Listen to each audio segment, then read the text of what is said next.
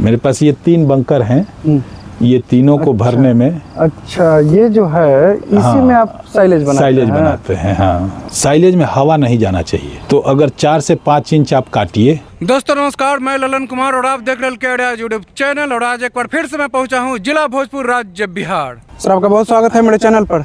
ललन जी, आपका भी स्वागत है हमारे फार्म पर। सर आप अपना शुभ नाम और इस जगह का पता बताएं। मेरा नाम हुआ शंभू शरण सिंह और ये आरा से पश्चिम की तरफ 12 किलोमीटर दूर एक गांव है दुल्हिनगंज जी, वहाँ पर ये फार्म है। सर आप अभी किन किन बिजनेस से जुड़े हुए हैं, मतलब क्या क्या बिजनेस है आप? मेरे पास एक एजेंसी है ट्रैक्टर का, और इस बिजनेस से लगा हुआ एक मिठाई का दुकान है। मिठाई का दुकान भी है जी। ट्रैक्टर का एजेंसी आड़ा में ही है सर? जी, आरा में है। ट्रैक्टर का एजेंसी भी चला रहे हैं, डेयरी फार्म भी चला रहे हैं, मिठाई का दुकान भी चला रहे हैं, तो मतलब बिजनेस के प्रति आपका काफी प्रेम है। लेकिन इन तीनों बिजनेस में सर सबसे ज्यादा प्रेम किस बिजनेस से आपका? नेचुरल है, बचपन से गायों के बीच में रहे हैं तो थोड़ा सा इसमें खिंचाव ज्यादा होता है। तो ट्रैक्टर का एजेंसी सर पहले खोले थे कि डेयरी फार्म? ना, पहले ट्रैक्टर का। डेयरी फार्म में कब से हैं सर? 7 साल हो गया। 7 साल। तो सर ट्रैक्टर का एजेंसी है, अच्छी कमाई होगी, तो फिर इसमें आने की सर जरूरत? भविष्य। अच्छा, इसको आप भविष्य मानते हैं, डेयरी फार्म को भविष्य मानते हैं। और 7 साल का आपको इसमें अनुभव हो गया है। जी जी। तब तो सर डेयरी फार्म में आने वाले बहुत सारे उतार चढ़ाव को आप देख लिए होंगे। खूब खूब खूब। तो सर डेयरी फार्म ही आपको क्यों पसंद आया? क्योंकि ये जो बिजनेस है फार्मिंग लाइन का, फार्मिंग लाइन में और भी बिजनेस है, तो डेयरी फार्म ही पसंद आया। दूध का खपत कभी खत्म होने वाला नहीं है जी। और ये एक ऐसा बिजनेस है जो आप अपने गांव से, घर से भी कर सकते हैं। तो थोड़ा बड़ा हो जाए तो गांव जाके कर लेंगे। अच्छा, अपने जमीन पर कर लेंगे। तो ये जमीन सर आपका है कि ये किराए पे? रेंटेड प्रॉपर्टी है। Rented property. जी। कितना रेंट लगता है सर? 10,000 महीने का लगता है। और कितना बड़ा एरिया में है ये? 4 बीघे में है। 4 बीघा में? जी। 1 बीघा में शायद 20 कट्ठा 20 होता कट्ठा होगा। था। तो 4 बीघा में डेयरी फार्म शुरू से इतना ही बड़ा जी, एरिया में जी, कर रहे हैं, तो काफी बड़ा एरिया में आप अपना डेयरी फार्म चला रहे हैं। जी जी। और इसमें जो सर शेड निर्माण किए हैं उसका एरिया कितना होगा? सेट करीब करीब है 5,000 स्क्वायर फीट के आसपास। 5, मतलब एक जगह है जहाँ गाय रहती है। एक जगह सेट बनाया है सिर्फ भूसा, एक जगह सिर्फ वो दाना, सब अलग अलग है, सबका अलग और अलग फिर एक एरिया जगह है, उधर भी बच्चों है। के लिए है। वहाँ भी। हाँ। तो एक तरह से बहुत से खर्चा किए हैं सर आप इसमें? खर्चा बहुत हुआ। तो ये खर्चा 7 साल पहले ही हुआ है? नहीं, फिर- धीरे धीरे। तो कितना सर खर्चा हुआ है सिर्फ मतलब इसका डिजाइनिंग स्ट्रक्चर शेड में? सेट में सब मिला के मान के चलिए कि 15 से 20 लाख। 15 से 20 लाख। और अभी तो गाय को नहीं जोड़े हैं? नहीं। तो ये बताने का सर कष्ट करे, जो 7 साल पहले आप शुरुआत किए हैं इस डेयरी फार्म का, तो कितने गाय से शुरुआत किए थे? 7 गाय से। 7 साल पहले 7 गाय से शुरुआत किए थे? जी। 7 गाय से शुरू किया। और अभी सर कितनी गाय है? करीब गाय और बच्चा मिला के जानवर मेरे पास 65-66 हैं। 65 गो। लेकिन इसमें सर मिल्किंग में कितनी होगी गाय? 20। 65 में मतलब 65 पशु बाकी में से सब 20 बछिया है। बाकी बछिया अभी दूध पे नहीं आई है सब? नहीं, प्रेग्नेंट है। अच्छा। 12-14 प्रेग्नेंट है। प्रेग्नेंट है। तो 20 गाय दूध दे रही है, तब तो सर कितना होता होगा अभी टोटल दूध? 200 लीटर दोनों टाइम मिला के। तो सर ये बताए कि जो मिठाई का दुकान आप खोले हैं, तो डेयरी फार्म के बाद खोले होंगे? हाँ, वो अभी तो 6 महीना हुआ। अच्छा, 6 महीना हुआ। जी। तो मिठाई का दुकान अपने ही डेयरी फार्म का दूध खपाने के लिए खोले हैं? हम कुछ मार्केट में भी बेच लेते हैं, शहर में ले जा करके दूध को? अच्छा। लेकिन फिर भी बच जाता है। कृपा डेयरी इसका नाम हुआ? कृपा डेयरी नाम हुआ। मिठाई का भी दुकान का नाम कृपा डेयरी एंड स्वीट्स ही है। तो सर जैसे दूध जो डेयरी फार्मर होते हैं, ज़्यादातर लोग डेयरी में दूध देते हैं, जैसे सुधा हुआ, ये सब में देते हैं, और कुछ लोग पब्लिक को देते हैं। तो आप पब्लिक को देते सीधे हैं? पब्लिक को सीधे। तो आपका फार्म आड़ा से लगभग सर कितना किलोमीटर? 12 किलोमीटर। 12 किलोमीटर इतना दूर है। उसके बाद फिर आड़ा में वापस जाके आप दूध सेल करते हैं? तो डिलीवरी मैन रखे होंगे? हाँ, रखे। मतलब कैसे देते हैं सर पब्लिक को, क्या रेट में? हम 55 का बेचते हैं, 55 रुपये लीटर। 55 रुपये घर पहुंचा कर? जी। और यहाँ से काउंटर सेल होता है कि नहीं सर? यहाँ से कुछ लोग आते हैं? यहाँ कुछ हैं गांव के अगल बगल, चूँकि ये गांव से थोड़ा सा हटके है जी, तो हमको लगता है कि 7-8 होंगे कंज्यूमर। अच्छा, तो उनको कैसे प्राइस देते हैं? 45 का। 45 और आड़ा में जाके 55। तो जो डेयरी फार्म यहाँ इतना बड़े स्तर से चला रहे हैं और 200 लीटर ही दूध हो रहा है, तो 1 साल का अगर देखा जाए तो कितना हाईएस्ट आप पहुँचे हैं दूध में? हम कभी 350 लीटर पर डे का करते थे। कभी करते थे? हाँ, 2 साल पहले। अच्छा, तो अब घट क्यों गया सर? एक तो उस समय सारा दूध बिक नहीं पाता था, डेयरी को देना पड़ता था और 32-33 का रेट लगता था। तो कुछ पुरानी गायों को हटा दिए, जी। ब्रीड पर फोकस किए, तो इसलिए थोड़ा सा लो आ गए हैं। अच्छा सर, कुछ लोग बोलते हैं कि ब्रीड पर फोकस करना, ब्रीड पर काम करना। ब्रीड पर काम करना क्या होता है? बहुत सारी गायों का जो वैरायटी है, जैसे HF, आजकल देसी गायों का गिर, साहिवाल या जर्सी, तो जिस ब्रीड में भी जाना है उसका जो हाई क्वालिटी जी। है। अगर हम HF रखे हुए हैं तो पंजाब में सुनते हैं 50 लीटर 60 लीटर दूध करती है, और हमारी गाय 25 से आगे बढ़ ही नहीं पाती। तो वो तभी जाएगी जब वो उसका ओरिजिनल ब्रीड हो, 100% पर जाए HF, नहीं तो 90% रहे। और हमारे यहाँ लोकल गाय मिक्स होती है, क्रॉस ब्रीड, साहिवाल भी मिक्स है, HF भी मिक्स है, गिर भी मिक्स है। तो आपके पास जो नस्ल की गाय हैं, कौन कौन नस्ल की गाय आप रखते हैं? हम HF और जर्सी है, HF और जो जर्सी। पहले से हैं क्रॉस ब्रीड, वो तो है ही, जी। बूढ़ी होते जा रही है तो उनको हटा रहे हैं। अब जो मेरे बच्चे आए हैं जी। वो SAG का एक बुल है 40-116, उसकी बच्चियां हैं, 40-128 उसकी बच्चियां हैं। तो अब उधर हम फोकस किए हुए हैं। तो इस 7 साल में सर कितना आप खरीदे होंगे गाय, और उसके बाद फिर आप ही की यहाँ की हैं? खूब से खूब 10 या 12। 10 या 12 इस 7 साल में? जी। उसके बाद टोटल यहीं की है? अच्छा, तो शुरुआत में जो सर आप गाय खरीदे थे वो मेला से लाए थे कि यहीं किसान से? यहीं एक व्यापारी हैं, उनसे लिए थे। आप सर यहाँ स्टाफ कितना रखे हुए हैं? 4 हैं गायों पर जी। और एक मिल्क डिस्ट्रीब्यूशन पर, एक डिलीवरी के लिए और 4 गाय की देख रेख के लिए। तो सर आप तो अपना एजेंसी में भी बैठते होंगे, तो यहाँ कितना समय देते होंगे आप? 3 से 4 घंटा। 3 से 4 घंटा। तो ये बताने का कष्ट करें सर कि इतना 7 साल में आप क्या क्या उतार चढ़ाव देखे हैं? कभी ऐसा लगा कि डेयरी फार्म घाटा में जा रहा है तो बंद कर दें, या फिर क्या लगा कि फिर इसमें आप रह गए? जब कुछ घाटा होता है तो लगता है कि नया भविष्य देखा जाए। अच्छा, फिर मतलब से नया बिजनेस देखा जाए इसी में।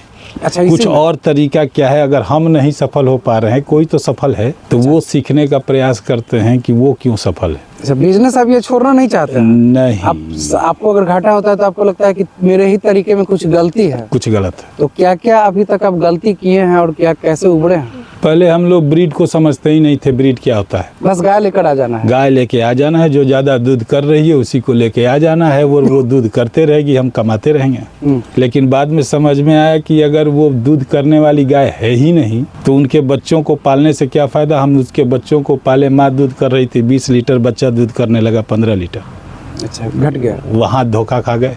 तब समझ में आया कि ब्रीड पर फोकस करें, तो अब ब्रीड पर आए। फिर जो क्रॉस ब्रीड की गायें हैं या जिनका ब्रीड अच्छा नहीं है, उनका कंसेप्शन रेट भी कम है, 2 साल में एक बच्चा मिल रहा है, ये भी एक लॉस का कारण हुआ। अच्छा, तब सीखे कि कम से कम गाय साल में एक बच्चा दे, तो वो थोड़ा दूध कम बेच ज़्यादा भी करे तो चल जाएगी, लेकिन साल में एक बच्चा चाहिए। अगर नहीं दे पाएगी तो वो गाय कभी प्रॉफिटेबल नहीं होगी, डेयरी फार्म प्रॉफिटेबल नहीं, कभी नहीं। तो सर इतनी सारी गायों को आपको खर्चा तो अच्छा बैठता होगा खिलाने में महीने का? खूब कितना बैठता है सर? खिलाने में 2.5 से 3 लाख। 2.5 से 3 लाख सिर्फ खिलाने में? और स्टाफ का जो पेमेंट है वो अलग है। तो टोटल अगर एक महीने का सर खर्चे की बात करें तो इस फार्म पे आपको एक महीने का कितना जाता है खर्चा, लागत? 3.5 से 4 जाता है। 3.5 से 4 लाख चला जाता है। अभी तो सर 200 लीटर ही हो रहा है, तो घाटा में क्योंकि सिर्फ 20 गाय ही दूध दे रही है। बिल्कुल। तो अभी आपका फार्म लॉस में जा रहा है कि फायदा? अभी लॉस में जा रहा है।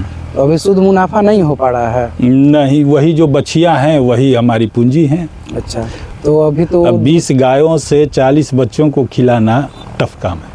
मेरे पूछने का मतलब ये है सर कि इस डेयरी फार्म से अभी जो भी इनकम हो रहा है वो जो बच्चों भी के रूप में है, पैसा आ रहा है, वो पैसा इन्हीं में टोटल लग जा रहा है कि आपको अपने घर से भी लगाना पड़ रहा है? घर से लगाना पड़ता है ना, घर से भी लगाना पड़ रहा है। मतलब ये डेयरी फार्म अपना खर्चा भी नहीं उठा? अभी नहीं, कभी कभी उठाएगी, जिसे हमको लगता है मार्च अप्रैल के बाद 8-10 गाय हैं, बच्चे हैं जो बच्चे देंगे, उसका दूध आने लगेगा। उसके बाद तो मार्च अप्रैल के बाद दूध कितना बढ़ जाएगा सर आपका?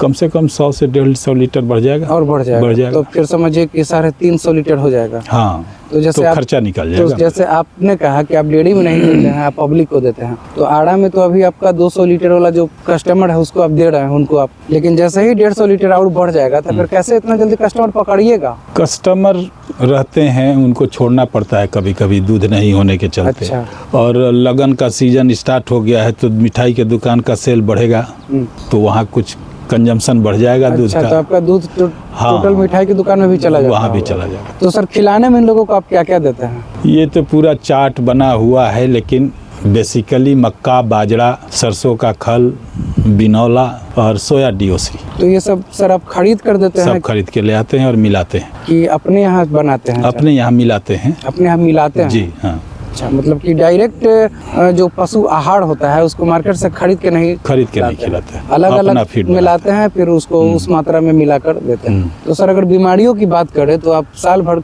कैसे कैसे मतलब किन किन तरह के बीमारी से परेशान रहते हैं? बड़े डेयरी में मास्टाइटिस ही सबसे बड़ा बीमारी, तो ये शुरू में प्रयास किए सुधारने का, अब कुछ ऑलमोस्ट ठीक है।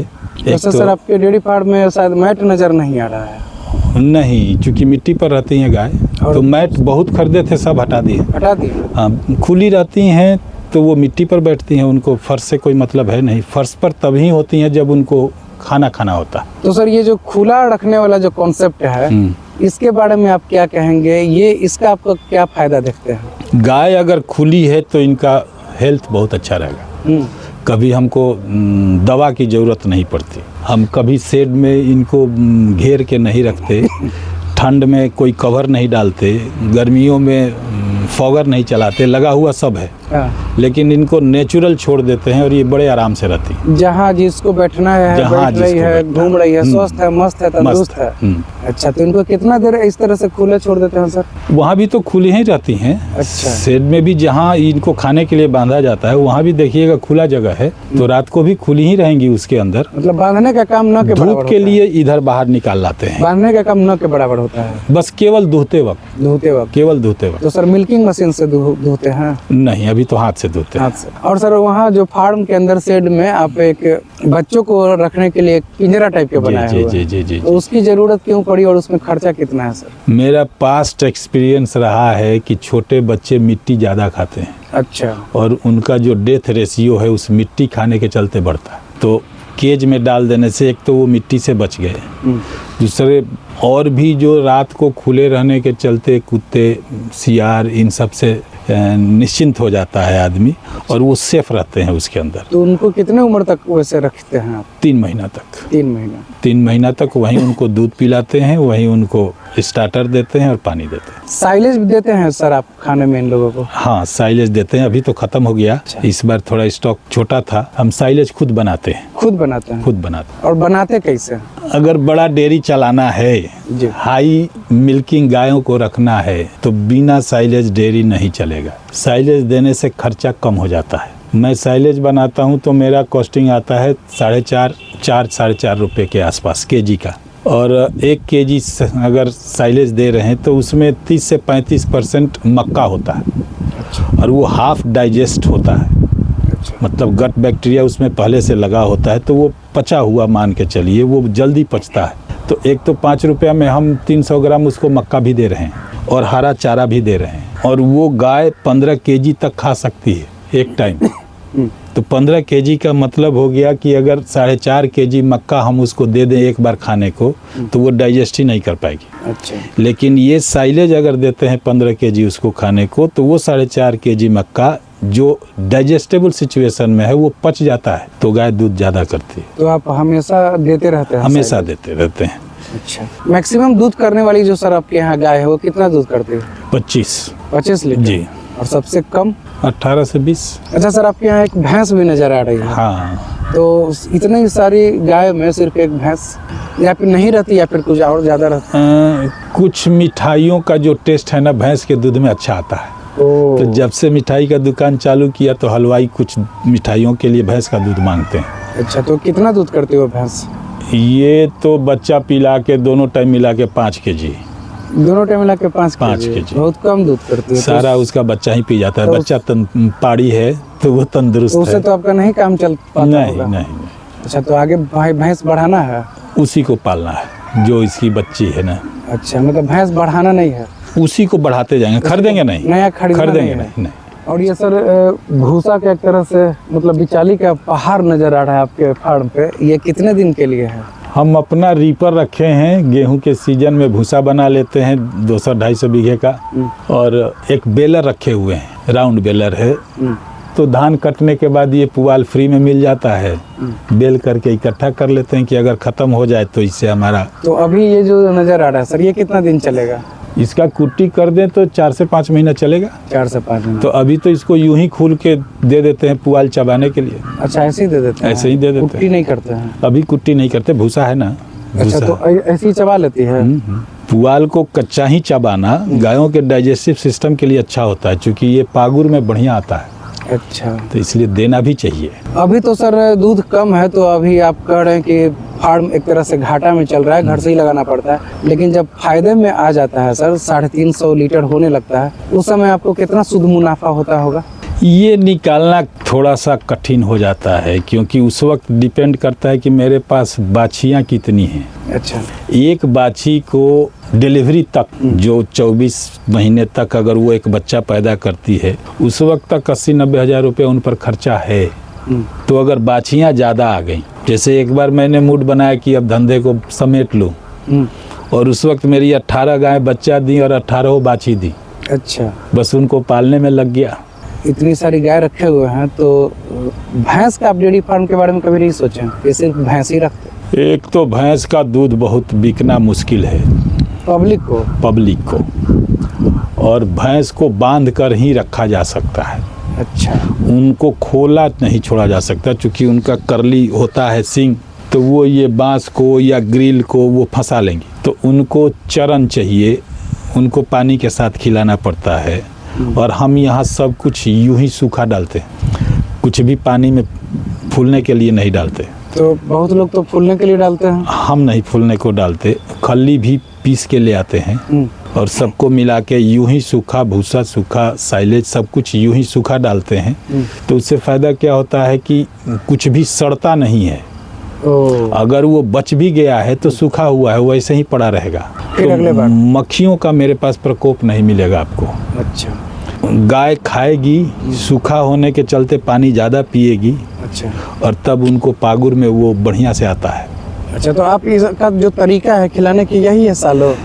हाँ, यही सालों एक ही तरीका से खिलाते हैं। लाइन फीडिंग करते हैं, सीधे नीचे गिरा देते हैं, सब लोग अपना खा लेते हैं। और फिर खा ली तो फिर उसका खोल दिए, अपना घूम रही है क्या? खुला तो है ही, दूहते वक्त केवल बांध देंगे। धोते वक्त पानी भी रखा रहता है, वो अपना जब पानी चाहिए तब पानी पिएगी, जब खाना चाहिए तब खाना खाएगी। तो सर आप तो अपने डेयरी फार्म पे खुद से साइलेज बना लेते हैं, और लेकिन जो लोग नहीं बना पाते हैं, अगर वो खरीद के खिलाएंगे तो उनको घाटा होगा कि महंगा? फ़ायदा होगा, फिर भी साइलेज सस्ता पड़ता है। अच्छा, अगर 400 ग्राम या 350 से 400 ग्राम जो भी अगर मक्का मिलता है, तो आप आज 27-28 रुपये केजी मक्का पड़ रहा है। आप निकाल के देख लीजिए, वो 12-14 रुपये का हो गया अगर 1 किलो साइलेज खिलाते हैं तो। उसके अलावा उसको आप हरा चारा दे दिए तो वो 9 रुपये भी पड़ता है, तो वो सस्ता है। तो आप यहाँ हरा चारा देते हैं? हरा चारा नेपियर हम लगाते हैं, लगाए हुए हैं। कितना एरिया में? करीब 15-16 कट्ठा में लगाए हुए हैं क्या। और मेरा साइलेज बनेगा मई में। मई में? हाँ। आज क्यों नहीं बन सकता है? अभी मक्का ही नहीं मिलेगा। अच्छा, मक्का मिलेगा तो फिर मई में हाँ, बनाइएगा। अब गेहूं कटने के बाद मक्का लगेगा तब मिलेगा। तो साइलेज बनाने में कितना समय लगता है सर? मुझे साइलेज बनाने में करीब 12 से 15 दिन लगता है, क्योंकि वो काम रोका नहीं जा सकता। अच्छा, लगातार चलते रहता है। 12 से 15 दिन में फिर खाने के लायक हो जाता है? नहीं, 12 से 15 दिन तो हमको ढकने में लगता है। ढकने के बाद 40 दिन तक उसको छोड़ना पड़ता है। अच्छा, मेरे पास ये 3 बंकर हैं, ये तीनों को भरने में। अच्छा, ये जो है इसी हाँ, में आप साइलेज बनाते हैं। हाँ, अभी जिसमें भूसा रखा हुआ है। हाँ, खाली हो गया है तो इसमें पुआल इकट्ठा अच्छा, कर तो दिया। एक बार जब आप साइलेज जिसमें बना लेते होंगे तो कितना दिन तक के लिए चलता होगा ये? बनाते तो चलेगा तो 2 साल तक। 2 साल? अगर कटिंग इसका सही ढंग से हो और ढका हुआ रहे तो 2 साल तक एक बार साइलेज कटिंग पे बना। आप ज्यादा फोकस कर रहे हैं। कटिंग क्या होता है साइलेज में महत्वपूर्ण? साइलेज क्योंकि स्टैकिंग होता है ऊंचा, 5 फीट 6 फीट हाइट तक ये स्टैकिंग होगा, तो साइलेज में हवा नहीं जाना चाहिए। अच्छा, तो अगर 4 से 5 इंच आप काटिए ऐसे ऊपर से नीचे तक, और वो खिलाइए। अगर ज़्यादा काटते हैं वो भी गड़बड़ है। एक बार में पूरा ऊपर से नीचे तक काट लीजिए, चाहे जितना लेना हो। आप को 1 फीट काटना हो काटिए, लेकिन ऊपर से नीचे तक, नीचे जमीन तक। हाँ, जो कट गया वो फिर कल कट जाना चाहिए।